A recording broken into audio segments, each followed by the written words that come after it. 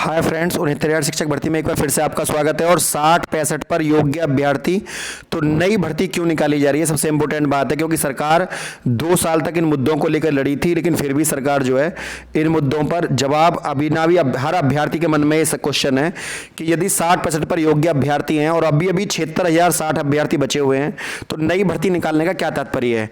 अगर सरकार को नई भर्ती निकालनी है तो क्यों ना फ्रेश कैंडिडेट्स के लिए निकाले, ना कि 60% पर क्वालिफाई वाले छात्रों के लिए।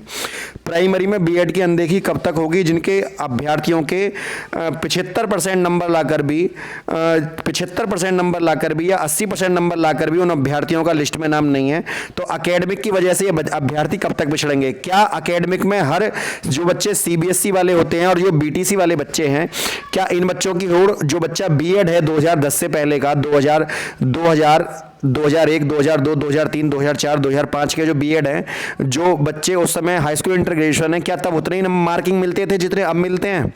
तो क्या वो आधार होना चाहिए। जब एक बच्चा मायावती गवर्नमेंट में 72,000 पदों पर शिक्षकों की भर्ती हुई, वो टेट के आधार पर भर्ती हुई थी। आप टेट और सुपर टेट के नंबर जोड़ लीजिए अगर आपको जोड़ने हैं तो। एकेडमिक का यहाँ पर कौन सी तुक बनती है। एकेडमिक तो तब होता था जब बीटीसी के लिए प्राइमरी भर्ती होती थी।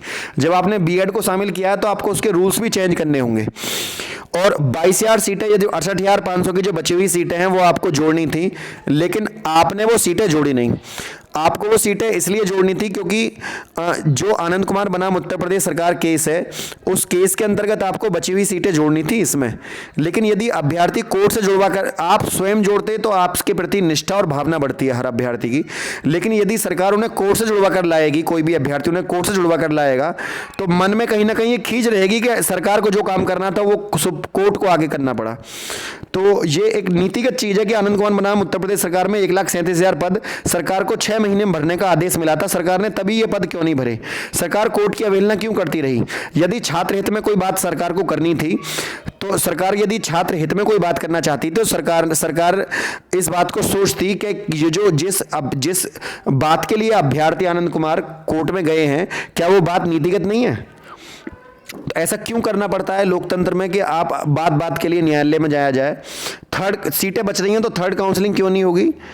तो ये बड़ी सिंपल सी चीज़ें हैं कि यदि सीटें रिक्त हैं तो थर्ड काउंसलिंग क्यों ना हो। और थर्ड काउंसलिंग में कम मेरिट वालों का चुनाव चयन जब ही तो होगा जब आप उस प्रॉपर जो अभ्यर्थी बचे हुए हैं उनके बारे में सोचें। आपके पास फॉर्म भरे हुए हैं, आपके पास जिले भरे हुए हैं, आपको तो कुछ करना ही नहीं है, केवल लिस्ट लगानी है। 60% पर क्वालिफाई अभ्यर्थी लग रहे हैं, आप उसमें भी मेरिट लगा दीजिए। अगर आपको लग रहा है कि हम इसमें से 40,000 ले सकते हैं, 50,000 ले सकते हैं, और कम से कम 22,000 सीट तो बनती हैं, वो तो कानूनी रूप से बनती है। 22,000 सीट तो आपको जोड़नी चाहिए। और इससे ज़्यादा, क्योंकि इतना लॉकडाउन में ऐसी कोविड-19 के टाइम पे आपने पेपर कराया, पूरी भर्ती प्रक्रिया को आपने कोर्ट में लड़ा, और इस भर्ती प्रक्रिया को आप कोर्ट में लड़े, और उसके बाद भी अब आपको 60% पर पास होने वाले छात्र अयोग्य लग रहे हैं और बुरे लग रहे हैं, आप नई भर्ती निकाल रहे हैं। जबकि आपको कुछ करना ही नहीं है, ना आपको पेपर दिलवाना है। आपके पास लिस्ट बनी हुई है, केवल आपको लिस्ट जारी करनी है, इतना काम करना है आपको। नई भर्ती के बच्चे आपको मिल रहे हैं 60% पर। आप हमेशा कोर्ट में लड़ते रहे कि 60% पर क्वालिफाई अभ्यर्थी हैं, हमें महोदय इस पर लिस्ट लगाने का अधिकार दें आप। तो जब आपने लिस्ट लगाई तो आप 60% पर योग्य है, तो अब क्या अयोग्य हो गए वो 70,000 बच्चे चुनने के बाद बाकी जो बच्चे हैं वो सब अयोग्य हैं। और यदि अयोग्य थे तो आपको आपने कट ऑफ, आप सबको 60% पर नहीं लड़ना चाहिए था, आपको 80-85 पर लड़ना चाहिए था। क्योंकि यदि सभी अयोग्य हैं तो फिर 80-85 कट ऑफ करते आप, क्योंकि आपने उन्हीं को लिया है जो बच्चे सीबीएसई बोर्ड में पढ़ने वाले हैं। क्योंकि उत्तर प्रदेश जो माध्यमिक शिक्षा परिषद है वो किसी को 80 से 95% मेरे ख्याल से तो देता नहीं है, अब 2-4 सालों से देने लगे। लेकिन पहले 2001-2002 में नंबर मिलते थे एकेडमिक, वो किसी की फर्स्ट आती थी तो मिठाइयाँ बंटती थी कि जी मेरे बच्चे की फर्स्ट आई है, वो भी 60%। किसी बच्चे की एक आध सब्जेक्ट में डिक्टेंशन होती थी, जिसको हम 75 मार्क्स बोलते हैं। और आज आप उस एकेडमिक को लगा रहे हैं सन 2020 में, अब से 20 साल पहले की एकेडमिक आप आज लगा रहे हैं, जबकि मार्किंग में ग्रेडिंग सिस्टम चल गया, प्रैक्टिकल चल गया, इतना अंतर आ गया एकेडमिक मेरिट में। उसके साथ आपने मेरिट लगाई और उसमें भी आप सीटें जोड़ने को तैयार नहीं है, ताकि जो कम गुणांक वाले अभ्यर्थी उनका सिलेक्शन हो सके। आप नई भर्ती निकालेंगे तो क्या गारंटी है उसमें आप एकेडमिक नहीं लगाएंगे और उसमें अभ्यर्थियों का सिलेक्शन हो जाएगा, कम गुणांक वालों का उसमें तब भी नहीं होगा। क्योंकि एक बच्चे का मान लीजिए एकेडमिक 20 है और वो 130 100 150 में से वो 130 नंबर भी लेकर आया, जब भी सिलेक्ट नहीं होगा वो। क्यों? क्योंकि वो उस ज़माने में पास हुआ था जब अखबारों में रिजल्ट आते थे, और एक स्कूल में अगर 100 अभ्यर्थी पढ़ रहे हैं तो कोई ना कोई 10 पास होते थे, वो भी 3rd डिवीजन और 2nd डिवीजन से। फर्स्ट तो एक आध की आती थी। तो आप आज 20 साल पुरानी बातों को आज कर रहे हैं, तो कम से कम उसको नीतिगत आधार तो दीजिए। तो फ्रेंड, सबसे इंपॉर्टेंट बात मेरी यही थी जो मुझे कहना है।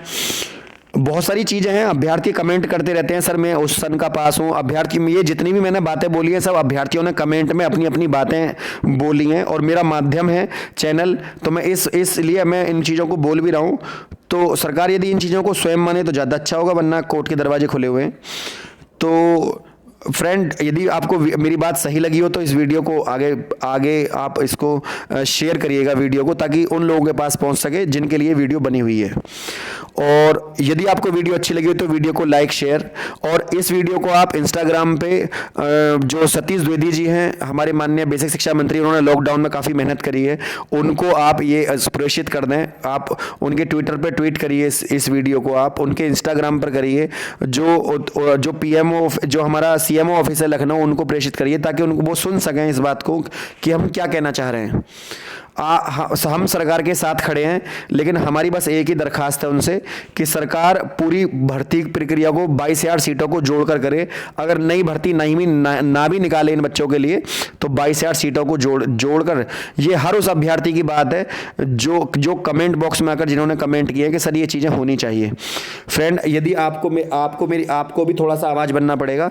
यदि आपको मेरी वीडियो अच्छी लगी तो वीडियो को लाइक, शेयर, चैनल को सब्सक्राइब करना ना भूलें। आज के लिए इतना ही। जय हिंद, जय भारत।